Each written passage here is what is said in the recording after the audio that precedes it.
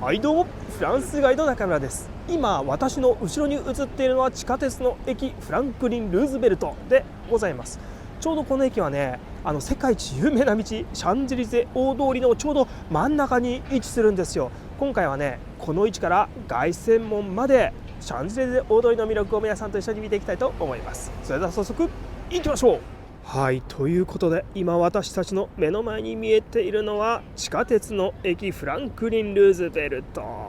1番線と9番線が走っております。ここにね、アメリカの大統領の名前がついているのはね、第二次世界大戦の時フランスはナチスドイツに占領されていたんですけども、そのね、解放をしたのがノルマンディー上陸作戦ですよね。その作戦を行った連合軍のうち、アメリカ兵が入っていて、そのアメリカ軍の派兵を決定したのは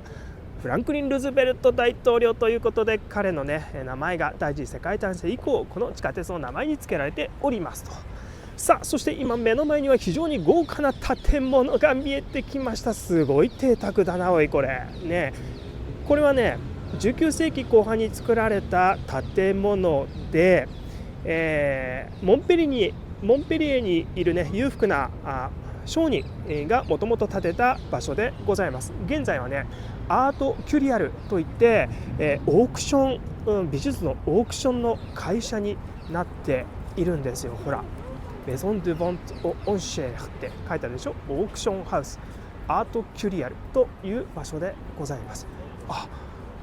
あの人絵持ってるよ。絵買ったんだねすげえな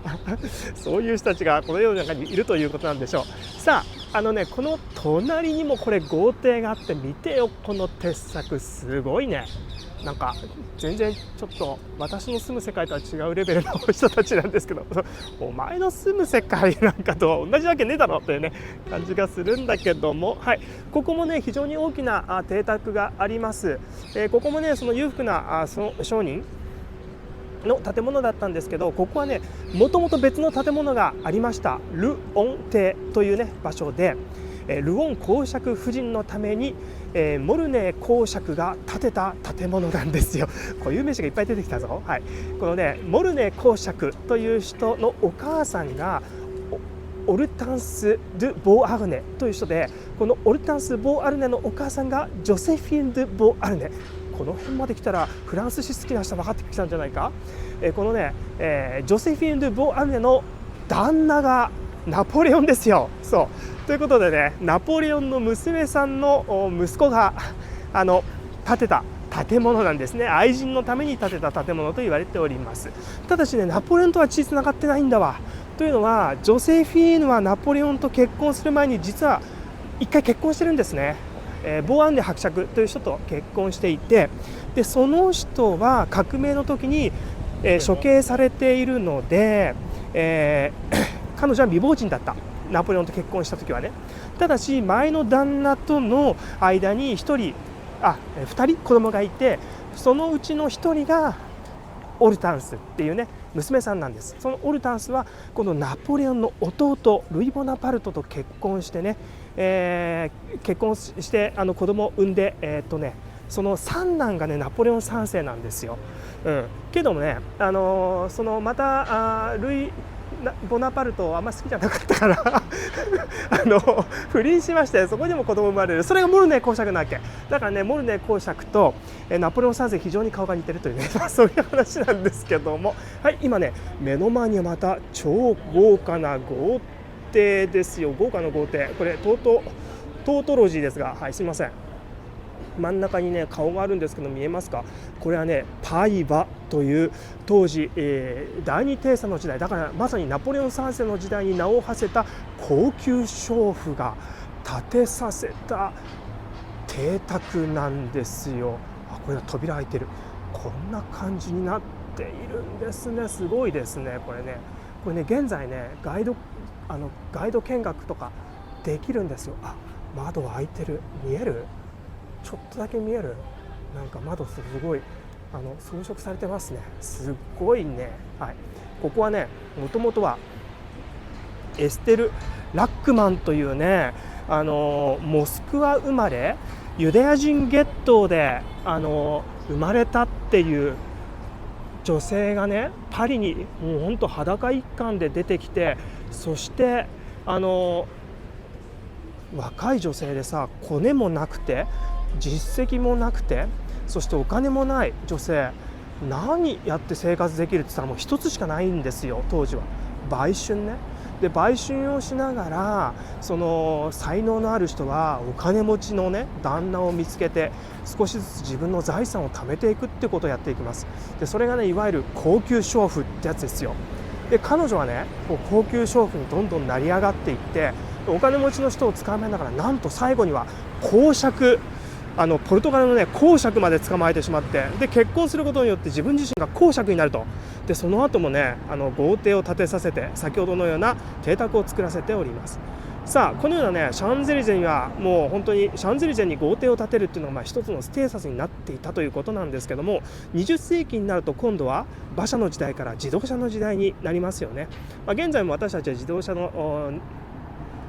時代に過ごしていると、暮らしているという感じなんですけども、20世紀初頭に、中盤かなになるとね、車のショールームなんかもこういうところにいっぱい出てくるんですよ。さあ目の前の建物も車のショールームでございました。実はね、この建物の中にその建物のロゴが入っているんですけども、わかるかな。はい、シトロエンですね。アンドレ・シトロエンという人がね、フランスでフォードを作るっていうんでね、フランスにおけるフォードを作るってんで、自動車会社を起こしました。そのシトロエンのショールームがありましたけど、潰れちゃったんだよね。だからそうなんていうのかな、やっぱり時代の移り変わりですよね。現在は車の時代がもう終焉しているということなんでしょう。さあここにはね、巨大な映画館が見えてきました。ゴーモンシャンゼリゼと書いてあるんですけども、ここはね、もともとパテ・マリニョンと言いました。1930年代にできた映画館で、現在はねシネマコンプレックスといって、ちっちゃなねちっちゃな部屋でたくさんいろんな映画をやっているという場所なんですけども、ここはねかつて巨大な映画館でございました。1930年代にはね、巨大な映画館という非常に豪華な映画館がたくさん作られまして、その一つですよ。そしてここがね、かつてのエントランスルームだったとこなんです。今ではね、ここ普通のね企業のね、なんか通り道にしかなっていなかったんですけど、ここかつては豪華なね、だから風切りの日にはスターとかが来たようなとこだったんですよ。けど今はこんな感じだから、このねエントランスの大きな円形のドーム、こんなものも歴史的建造物として残っているということなんですよね。けど今あんま映画館行かないよね。私は好きです。私はね映画大好きなんで、そのね、なんかそのヌーベルバーグとかに憧れてフランス来たなんていうね、そういうところもありますけど、私は映画館できるだけ行きたいと思ってますけど、最近行ってねえな。最近行ってないよ。そんな映画好きな私でも映画館あんまり行ってないし、今は映画館じゃなくてテレビで映画見る時代、もうさらに言ってしまうとスマホで見る時代じゃないですかね。だからそういう意味でね、やっぱ映画館の時代というのは少しずつ終わっていきますよね。はい。あそこにね巨大な映画館あったんですけれども、現在シネコンになっちゃったでしょ。だからそういう意味でね、巨大な部屋で、同じ作品を見るというね時代が終わりつつあるといった感じもいたしますと。はい。そしてね、今ね私たちの目の前には、ギャラリー・ラファイエットが見えておりますと。いろいろ渡っていきましょう。そして今ね私たちの来ている方向、こちら側に行くとコンコルド広場を経由してルーブル美術館まで行きます。そしてシャンゼリゼ大通りの反対側というのが、突き当たりにね凱旋門があるといった感じでございますよ。はい。ということでね、シャンゼリゼどんどん進んでいくんですけども、さあ私たちの目の前にはギャラリー・ラファイエットが見えてきました。ただね、ここもともとはギャラリー・ラファイエットではなかったんですね。もともとはここにバージンストアがありました。バージンストア懐かしいな。日本にもあるんでしょうか。バージンコーラとかありましたよね。社長がねいろんな会社作ってて、ここにはねバージンメガストアっていうのがあったんですよ。本だとか CD だとか、それこそ DVD だとか売っていたんですけども、いやもう CD も買わないですよね。今音楽って言ったらあれでしょ、ダウンロードとかストリーミングじゃないですかね。そういう意味でね、なんかそういう一昔前のお店っていうのはどんどんなくなってしまいますよね。はい、そしてね、バージンストアが現在はこのようなギャラリーラファイエットになっております。ギャラリーラファイエットのね本店というのはラファイエット通りとオスマン通りの交差するところに建てられたので、ギャラリーラファイエットという名前がついております。そしてね、ここはねギャラリーラファイエットの一部見てください、モノプリになっているんですよ。モノプリといったらね、スーパーマーケット、日本でいうと西友みたいな感じのスーパーマーケットなんですけど、実はね現在その百貨店でしょ、でかつてはバージンメガストアでしょ、でねその前は実はここ銀行だったんですよ。そう銀行でね、地下にはその地下金庫に入れるためのなんとですね巨大な金庫の扉があったんです。はい、ということでね、この店舗の中に実はその当時銀行時代に使っていた金庫の扉まだ残っているんですね。ということでこの中入ってその金庫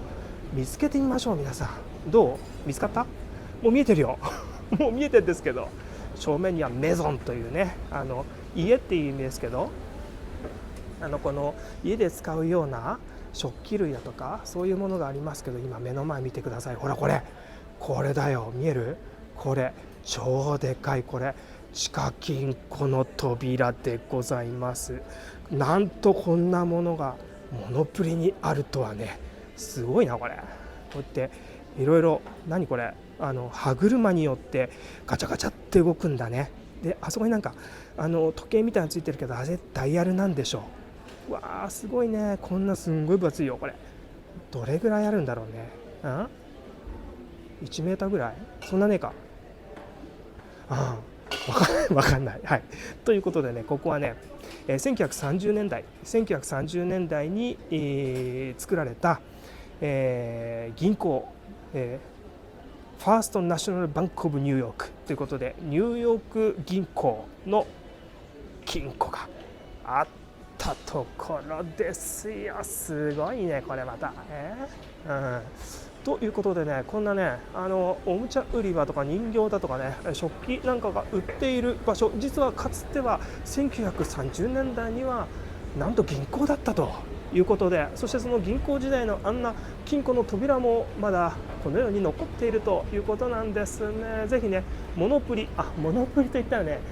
エコバッグがお土産の定番としてありますね。エコバッグね、そんなエコバッグを買うついでというかね、ついでにあんな金庫も覗いてみるといいんじゃないかななんていうふうに思います。はい、ということでシャンゼリゼ大通り引き続き歩いていきましょう。このねシャンゼリゼっていう名前、一体どういう意味なのかと言いますと、まずね、シャンっていうのはこれフランス語で野原とか畑っていう意味なんですよ。でエリゼっていうのはね、これどうやらギリシャ神話とかローマ神話に出てくる名前らしいんですけど、英雄たちが亡くなった後行く場所なんですって。でね、このシャンゼリゼが作られたのはルイ14世の時代。ルイ14世ベルサイユ宮殿作った人ですけど、その前ルーブルに住んでいたでしょ。でそのルーブル住んでいた時代に作ったのがこの大きなルーブル宮殿から一直線に伸びるシャンゼリゼ大通りなんですよ。ベルサイユ宮殿とかね、チュイリー宮殿の庭園を設計していたルノートルっていう人が作りました。その人が作った道をね、つまり王様が作った道でしょ。でそこの名前はかつての英雄たちが死後行けるような楽園を示しているということでね、映えてんじゃん王様が作ってさ、おいして英雄しか入れないようなところ、やっぱ散策しようよってなるよね。はい、そんな風にしてね、ここは非常に17世紀に作られ、19世紀半ばにはね超一等地になっていくことになりましたと。はい、そしてね19世紀、20世紀初頭ですね、に作られたこのアルヌーボー様式の立派な建物、ちょっと紹介しましょう。ここはね香水屋さんのゲランというところなんですよ。ゲランの店舗ですね。香水屋さんのゲランはね、フランスの中でも超老舗なんです。で、なんで老舗になったかというと、なんで有名になったかというと、ここの香水、ナポレオン3世のお妃のウジェーニーが非常に気に入ったということで、彼女のね、お気に入りの香水だったんです。ですからね、ゲランの香水にはナポレオン家のボナパルト家の紋章である紋章がつけることが許されたんですけど、それがこれね、何の形か分かる？これですよ。これはい、ミツバチでございます。ミツバチがね、ナポレオン家の、紋章の一つなんですよ。ナポレオン家というとね、ワシもそうなんですけど、これミツバチもそうです。そしてこれね、香水が入ってるんですけど、はい、この香水の瓶見てください。わかる？これミツバチの巣になってんじゃんね。上の方はなんかミツバチの巣になってて、ミツバチ飛んでおります。はい、ということでね、このナポレオン皇帝家御用達ということで、このゲランというところが非常にね有名になったということなんです。ですからね、有名な香水にオードゥトワレアンペリアルというね名前もありまして、それあれはね、皇帝という名前がもう商品名に入っちゃってますよね。はい、非常にね爽やかな香りそんな風しか言えませんが、はい、そんな感じです。はい、そしてね、その隣、これもアルヌーボー様式の建物なんですけども、高級ホテルのマリオットホテルでございます。いやー、豪華な建物じゃないですか。なかなかね、すごいね、お金の匂いがプンプンするという感じがしますけど、現在1階部分がねセフォラになっております。しかしもともとここはホテルでもセフォラでもなく、実はね、このシャンゼリゼ大通りの中でも横綱級って言ってもいいんじゃないかなのブランドのお店が、第1号店があったのが実はここなんです。上見える？マリオットって書いてあるでしょ。その下にビトンビルディングって書いてあるの分かります？ビトンビルディング1914年と書いております。はい、その通り、ここはルイ・ヴィトンがシャンゼリゼに初めてお店を出した時の建物でございます。はい、ルイ・ヴィトンといえばね、ルイ・ヴィトンという人が作ったもともとはカバン屋さん、もともとは旅行トランクを作る人だったんですけど、カバン屋さんですよね。まあね、そんな場所がありますと。ちょっとね、今ここ日陰になってしまったんですけど、ほらこの上の方日当たってるの分かります？ちょっとね最近ね日傾むのが早くてね、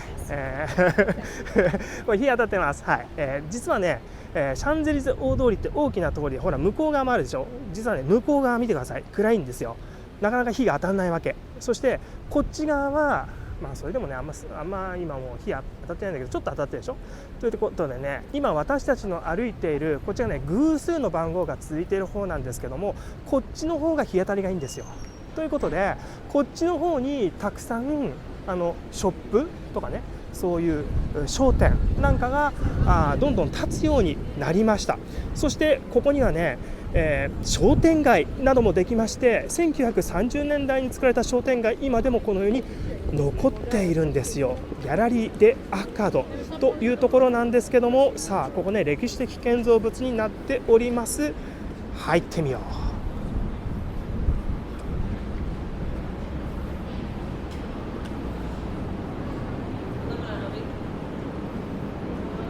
1930年代っていうことは、そのギャラリー・ビビエンヌとかね、あとどこだ、ギャラリー・パノラマとかさ、そういうところと比べたら全然新しいんだけども、まあそのパッサージュ・ルネッサンスみたいな感じだよねでシャンゼリゼがやっぱもう一回ね、その盛り上がってきた時に、当時19世紀初めに流行っていた様式のこのねパッサージュというものをもう一回ここに取り入れたんですよ。はい、でこれ柱、これもともとはね、ここね高級なホテルだったんですって。でホテル時代のこの大理石の柱そのまま使っております。そしてね、ここにはいろいろな見物があるんですけども、この照明あるでしょう。この照明実はルネ・ラリックですすごくない？ラリックがなぜここにという感じがあるんですけども、はい、これルネ・ラリックというね、有名なガラス工房が作ったものです。そしてこのようなガラスの天井もいい感じでしょ。1930年代に作られたものです。ただねちょっとね、ここに入っている服屋とかお土産屋さんだとか、そういうところがねちょっと古い感じだよね。だからこういうね古い感じもいいじゃないですかね。フェラーリどうよ、これフェラーリねあんまり分かんないんだけど、このようにね、歴史的建造物になっているところがシャンゼリゼに残っていて、こんな風にしてお土産屋さんみたいになってるわけですよ。さあここね向こう側に抜けることができるんです。ということで向こう側のこれまさに裏道よ、裏道に抜け出た本州通りというところ、おっと危ないに出ましたよ。このようにさ1個裏道入るだけでなんかすげえ庶民的になるんだよね、シャンゼリゼといったって。ですからさここ見てよ、これなんか久々に見たなと、この富士フィルム富士フィルムの看板久々に見ましたよ私。フォトレインボーというこれ写真屋さんっすね。これ写真屋もねなんかどんどんなくなっていくよね。はい、そしてねもう一回ここギャラリーがありますので、ここギャラリー通ってもう一回シャンゼリゼ戻っていきましょう。ギャラリーでションというところです。シャンゼリゼのションですね。はい、こんな感じでね地下通路になってて、もう地下じゃないか、建物の1階部分が商店街になっていてそこ通れるようになっているんですけど、これまたコダックエクスプレス出た古いなだからなんていうのかな、ちょっと表現難しい。かわいい電車だね、かわいい電車、いいじゃん、なんかこう古き良きパリって感じやね。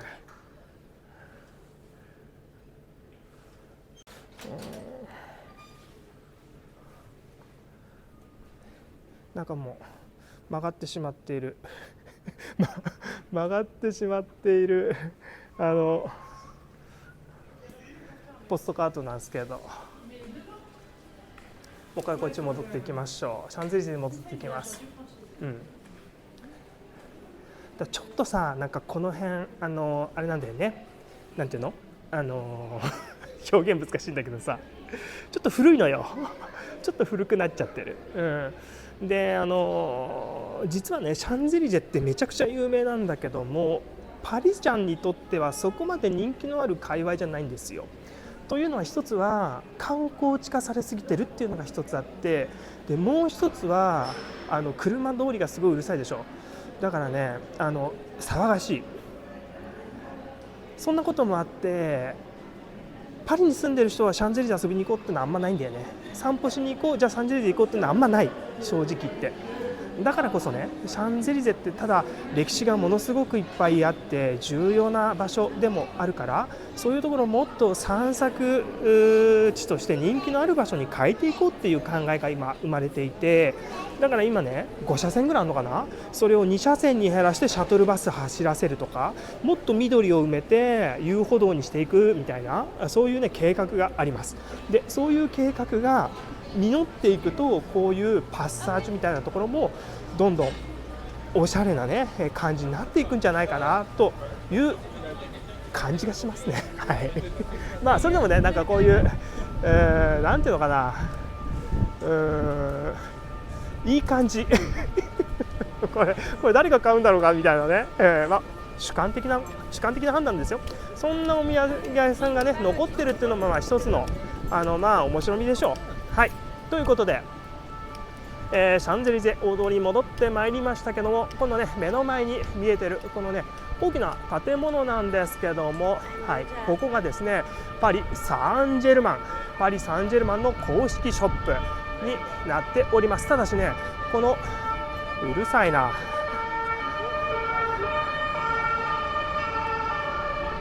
今ねパトカー通ってました。はい、ここのね大きな建物、実はこの前にはね別の建物が建っておりまして、その時にはねパリ・サンジェルマンのショップではなく、もっとね非常に興味深い人がここに住んでいたんですよ。このおじさんも写真を撮っておりますけども、なんとこの場所にはトマス・ジェファーソンが住んでいたって書いてあるんです。はい、トマス・ジェファーソンというのは、1801年から1809年までアメリカ合衆国の大統領だった人物ですよね。しかし、大統領になる前ね、彼はねこのフランスのパリのここにいて、フランス中公使としてねここに滞在していたんですよ。はい、そしてトマス・ジェファーソンといえばアメリカ独立宣言の創期者の一人、そしてバージニア大学の創始者としても知られていますと書いてありますね。ほらだからアメリカ独立戦争って言えばさ、あれでしょ、生まれながらにして人は全て平等であるというやつじゃない。しかしトマス・ジェファーソンっていうのはバージニア大学作ったって書いてあったけど、バージニア出身でね、バージニアっていうところは奴隷を使ってプランテーション経営やってタバコとか作っていた大農園を経営していた場所ですよね。ですからトマス・ジェファーソンは生まれながらにして人間すべてが平等だと言いつつ彼はあれですよ、奴隷を相続してるんですよね奴隷をね、抱えながら経営させるっていう形態の家に生まれてるから、プランテーションの農園主との、ね、家で生まれてるからね。ですからね、このパリに来た時も奴隷連れてきてんだよね。でその奴隷の一人と関係を持って子孫も残してるっていうね、なかなか興味深い人ですよ、トマス・ジェファーソン。はい、ということでね、私もこの裏道散歩を作りながら、果たしてこれは裏道なんだろうかというところもありますけども、裏道散歩を作りながらね、こういういろんな人物の歴史なんかを学びながらね、面白いなと思っておりますけど、このトマス・ジェファーソンという人もなかなか面白い人ですよ。はい、ということでね、私たちの終点地点である凱旋門が少しずつ近づいてまいりましたよということで、今度ねこちら側の反対側奇数の方に行きますけども、こちら側ねやっぱね日当たりが良くないわけね。ということでね、ここには小さな店舗が立ち始めるのが少し遅くなったという経緯がありましてね、こちら側に建っている建物はみんなでかいというそういう、ね、特徴があるんですよ。で、こちら側にはねほとんどギャラリーなんていうものは商店街なんてものは作られなかったんですけども、唯一ここにだけ1個だけ商店街がありました。それがね現在ここのねナイキショップになっております。わかる？ここねナイキショップになっているんですよ。そしてこのナイキショップの中にはですね1930年代に作られた、そうだからちょうどね、正面にあった、先ほど通ったギャラリーと同じ時代に作られた大きな大階段がありまして、それもね歴史的建造物になっているんです。ナイキショップの、ね、中に入ってレジの前を通ってそのまままっすぐとこの階段ね、正面にガラスがあってね、その階段自体は登れないんですけども、そんなね階段残っておりますんで、ぜひねこの辺散策するという方はナイキショップの覗くついでに階段も見てってね。はい、ということで面白いですね、このシャンゼリゼ通りというところは。はい、おっとここに何か地下に行くような場所がありますよ。はい、こんなところね坂になっておりまして、はい、こちら側に行くと地下に進むことができる。そしてその上にはこのような歩道があるといった状況なんですけども、はい、これね巨大な駐車場でございます。シャンゼリゼ大通りってね、騒がしいっていうのはさ、こういう自動車が通る道路がね何車線もあるから、騒がしいんだけども、それと同時にものすごく歩道も広いんですよ。ほら見て、ここに並木道あるけど、並木道がこれ2列になっているでしょう。はい、ということでね、ここはものすごく広い歩道になっているんですけども、今後の歩道部分もともと駐車場だったんです。はい、ジャック・シラクという大統領がいましたね。フランスの大統領ジャック・シラクがパリの市長だった時代に、このね、ミッションシャンゼリゼといってね、シャンゼリゼ大改造計画を行っているんです。そして彼が大工事を行ってね、ここにある駐車していた車を全部地下にするってことで、800台かな、800台止められる地下巨大な駐車場を作りました。そしてその駐車場だったところをこのような歩道スペースにしているんです。それでね、世界一美しい遊歩道をもう一回復活させようという試みがなされました。それでもねまだシャンゼリゼあんまり人気ないという、パリジャンには人気ないということで、現在もねこれを緑化しようとかね、もっとね人に優しくしようとか、そういう計画が進んでおりますと。さあ今目の前に見えてるこの赤いね建物赤いひさしの建物なんですけども、ここに看板があるじゃないか、フーケッツですよ。はい、有名カフェですね、高級カフェでございますよ。はい、でここはね映画スターたちのランデブーの場所でもございましてね、セザール賞が行われるでしょ。セザール賞が行われた時の祝賀会をやるのはここなんです。でついね先ほどまでにね多分これなんかパーティーがやられていたんじゃないかな、セザール賞のパーティーじゃないと思いますけど、ですからねここにね俳優の名前が刻んであるの。アラン・ドロンとかジェラール・デパウデュとか、あとほらここジュリエット・ビノシュとかあるでしょ。はい、でねそっちがね反対側がまた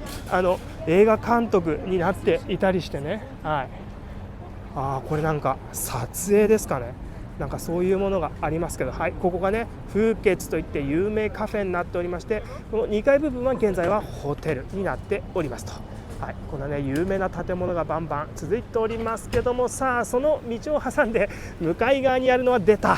大帝国を作りましたルイ・ヴィトンでございますね。先ほどの第1店舗目が、現在マリオットホテルになっているところにあるというふうに申し上げましたけども、現在ここはね店舗が移っております。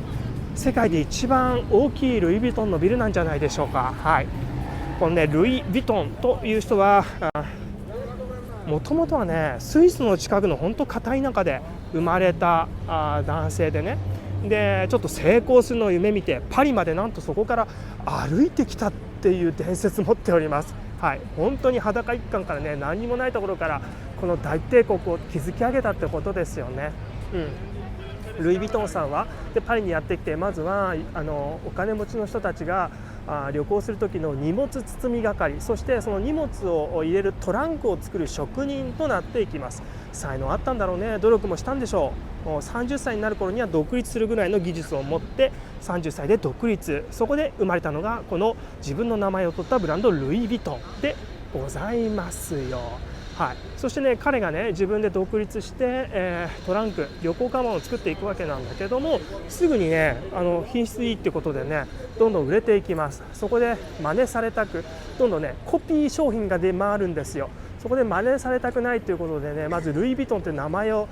商標をねつけるんだけど、ルイ・ヴィトンの商品ですっていうねカバンにそう文字を書くんですけど、それねなんかかっこ悪いということで、もっと違うのないのということでね、初代のルイ・ヴィトンさんが亡くなってしまった後、その息子さんであるジョルジュ・ヴィトンという人が作ったのが、はい、この有名なロゴでございます。ルイ・ヴィトンのモノグラムと言いますよね。このようなモノグラムを僕が反射しちゃって見えるこれはい、このようなねカバンの生地に入れ込むことによって、これはルイ・ヴィトンの商品ですよというふうに言ったわけですね。そしてね今度この隣にも今ね工事をしているのですが、ここねもともとディオールっていう足場がかかってたんですよ。けどね現在これなんとルイ・ヴィトンのホテルができるんですって。すごいねこれね。でそのね工事中は足場がかかるでしょ。でその工事中で足場がかかっている時にはこのように全部ねその鉄板でこのように張って巨大なトランクがシャンゼリゼに置いてあるような姿にするんですって。で今ねそのトランクの姿がちょっとずつ完成しつつあります。はい、そしてここにも巨大なモノグラムありますよ。はいね、すごいですね。ということでルイ・ヴィトンのホテルが、シャンゼリゼにできるということらしいです。それではバッサーノ通り入っていきましょう。ちょっとね裏道入ります。今ねここ、ホテルとして工事をしている場所なんですけども、実はここね作られた当時もともとホテルだったんですよ。パレスエリゼというホテルでね、1900年に鉄道会社が作ったホテルでございました。1900年というと万博があったでしょ。ちょうどあれですよ、オルセー駅を作った時ね、オルセーを作ったオルセー美術館になってるけど、あれもともと駅舎でしょ。その駅舎を作った時も1900年の万博だったよね。だからその1900年の万博に合わせてそこに泊まりに来る、パリに来るお金持ちの人たちを見込んで建てたのがこのホテルということなんです。1900年だからちょうどあれですよ、アール・ヌーボー様式が流行った時ですよね。はい、ということでこの建物も非常に美しい、うるさいんだけど非常に美しいアール・ヌーボー様式になっているんですよ。見てこれ、わかる？裏通りに来るとこういうねアール・ヌーボー様式の装飾がちょっと見れたりするんですよ。よし、車が来ないうちにほらこんな感じ。なんだろうこれ、ぶどうの入っているカゴとか小麦とか、あとこれはなんだ、なんか花、そしてこれは音楽、こっちはひょうたん、あ、これなんか狩猟に使うものかな。そしてこんな植物モチーフをしたこのような美しい装飾などなどがされているというね、そんな場所なんです。でここはね、今デルネ通りって言うんですけど、ここもねシャンゼリゼ大通りのちょっと裏道なんですが、すごいね高級ホテルなんかいろいろ建ってる面白い海岸でございます。はい、ということでね、おお工事しとるな。あそこにも非常に綺麗な装飾がありますね。ちょっと見えにくいけど、はい、ですからね、旅行のねトランクの中に、入ってるような形でね工事中進みますけども、そのトランクの中には非常に美しいホテルが入っているという、そういうね、演出になっているんです。はい、ということでここにはね今度は、男性女性もあるのかな、ユーゴボスと、女性もありますね、ユーゴボスというねブランドのお店が見えてきました。ここもねなかなかシックなお店ですよね、ユーゴボス。はい、実はこのユーゴボスというブランドですね、もともとは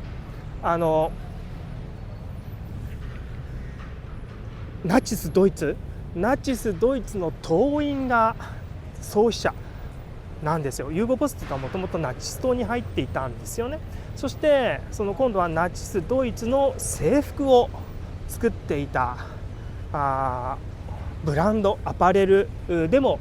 会社でもあります。けどそんなこと言ったらさ、第二次世界大戦中のドイツでもともとドイツの会社なんだけど、ユーゴボスというのはドイツでナチスドイツに関わらなかった会社なんていうのはむしろそっちの方がないじゃないか、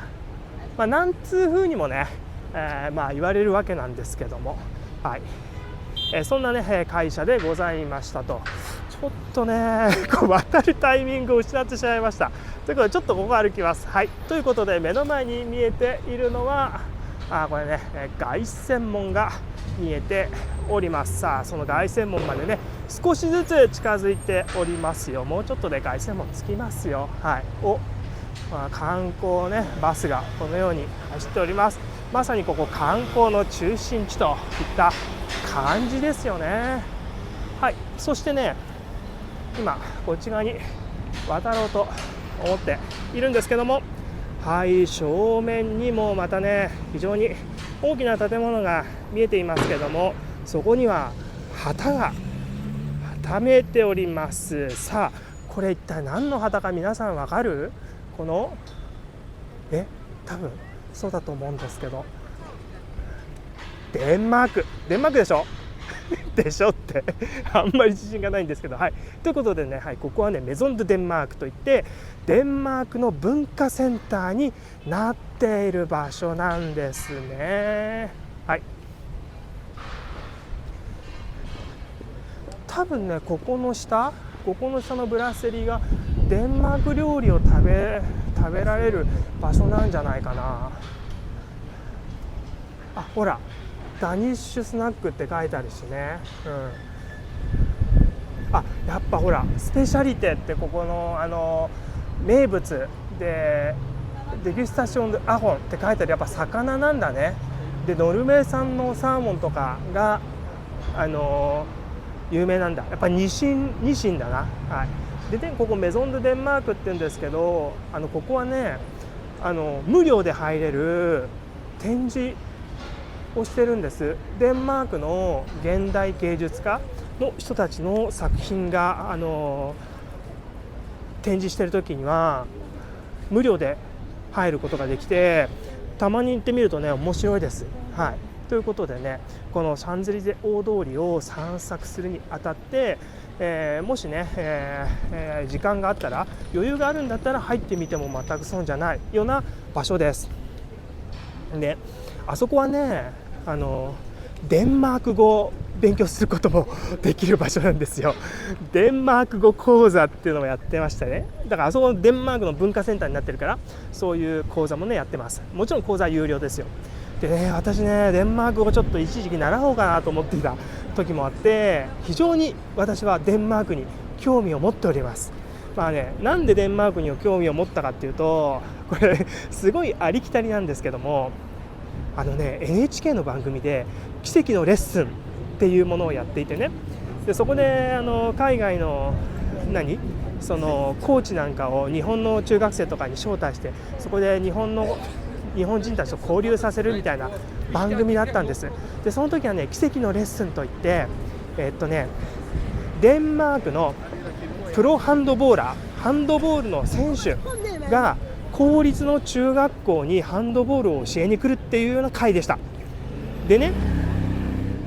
日本の中学の部活なんて監督がさ怒鳴り散らしてさ「お前何やってんだ、こっち来い」とかっつって「バカ野郎そうじゃねえよ」とかっつって怒りまくるじゃない。で私もそういう部活やってたし野球部にいたからすごいそういう状況を知っていて、でそういうのもまた自分の青春の中で良かった、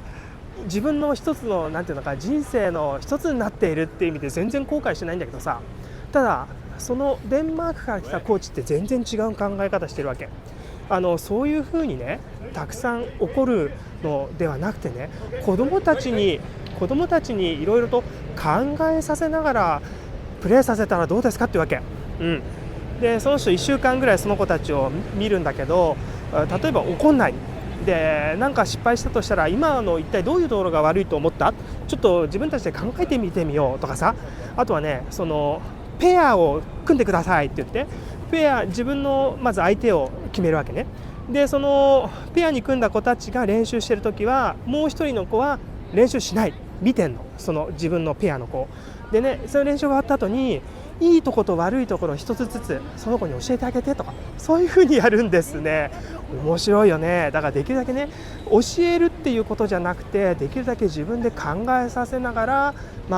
その自分で上手くなるヒントを探していくっていう自主性を非常に大切にする国だなっていうのをそういうとこ感じたんです。ということでね、デンマーク面白そうだなと思って、いつかデンマークね住んでみたいと思ってるんですよ。はい、目の前には凱旋門、急に変わりましたけど、凱旋門でございます。凱旋門は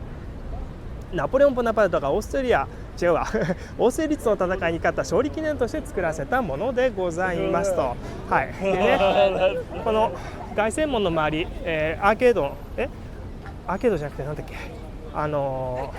車いっぱい走ってるので、この下に行くにはこのね地下通路を通らなければいけません。ということでこの地下通路を通っていきましょう。ここですね。凱旋門のね周りにあるロータリーだ、巨大なロータリーね。あそこの下を今通っております。これね地下通路になってるんですよ。うるさいなこれ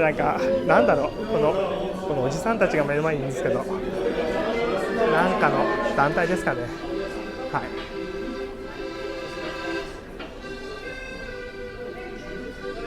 毎回ねここにはこのミュージシャンがいてね、ちょっとした演出を行っております。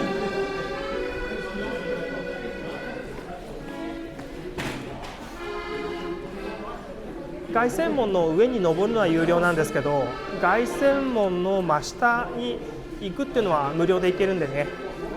ここはまだ無料の部分です。そして凱旋門の上登りたいという人は予約すればもちろん優先的に入れるし、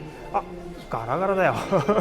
この凱旋門のね、この列です。この列に並んでチケットをここで買うこともできます。はい、これ凱旋門ね。でこれ凱旋門のね歴史、ちょっとだけここにパネルがあるんですけど、これはビクトール・ユーゴのお葬式の時ですね。ビクトール・ユーゴのこの棺がね凱旋門の真下を通っております。そして今度これ凱旋門の、ね、下には第一次世界大戦で命を落とした兵士の遺体が埋まっているんですけど、その火をこれ毎晩つけるんですよ。はい、シャルル・ド・ゴール将軍がつけているところだと思います。そして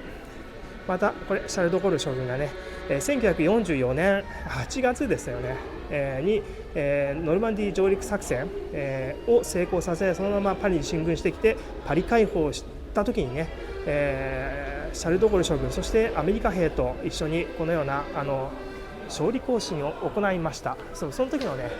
写真がありました。ということでこの凱旋門という凱旋門、そしてシャンゼリゼというところは国家行事を行うようなところなんですよね。はい、そんなね国のとても非常に重要な場所というのがこのシャンゼリゼと凱旋門でございまして、今このね目の前の凱旋門の真下に来ることができましたと。はい、来ましたね。ここまでやってきたよ。そしてここの下にはですねこのような装飾がたくさんしてあって、たくさんね文字が彫られております。イーペルとかルクサンブルとかブレスローとかあとはジャファとかペシエラ、ケール、カイロ、カプレとかね、いろいろ名前が書いたんですけど、これあれです、戦争した場所ね。そしてここにずらーっと名前が実はこうやって書いてあるんですけど、これ全部その戦争に貢献した人たちの名前です。はい、こういうふうにねフランス国家に貢献した人の名前がずらっと書かれているということなんですよ。ここはねまだ無料で入れるところで、ここずっとね並んで、そして上このね足のところに螺旋階段があるので、このままずっと上に登ることができます。大変ですよこれ登るの。この凱旋門を作ろうと決定したのはナポレオンなんですけども、ただねこの非常に大きな凱旋門なので建築にはねすごい時間がかかっていて、そしてその建築が終わるまでにナポレオンずっとね皇帝でいることできなかったんですよ。そう、この凱旋門が完成する前にナポレオンは政権を失ってるんですね。はい、ということでねちょうどこの凱旋門のその4つの足があるでしょ。その4つの足ができたぐらいのところでナポレオンは失脚してしまうんです。アーチ上なかったってことよ。ね、でナポレオンが失脚した後にどうなったかっていうと、これ王政復古になるんですよね。もう一回ねフランスの王様が登場するんです。まずはルイ18世ね、その次シャルル10世で、彼らにとってナポレオンって敵でしょ。革命派の将軍で敵なんですよ。だからさ、ナポレオンが作ったものなんか俺たちが完成するはずねえだろって言って工事ずっと中断します。で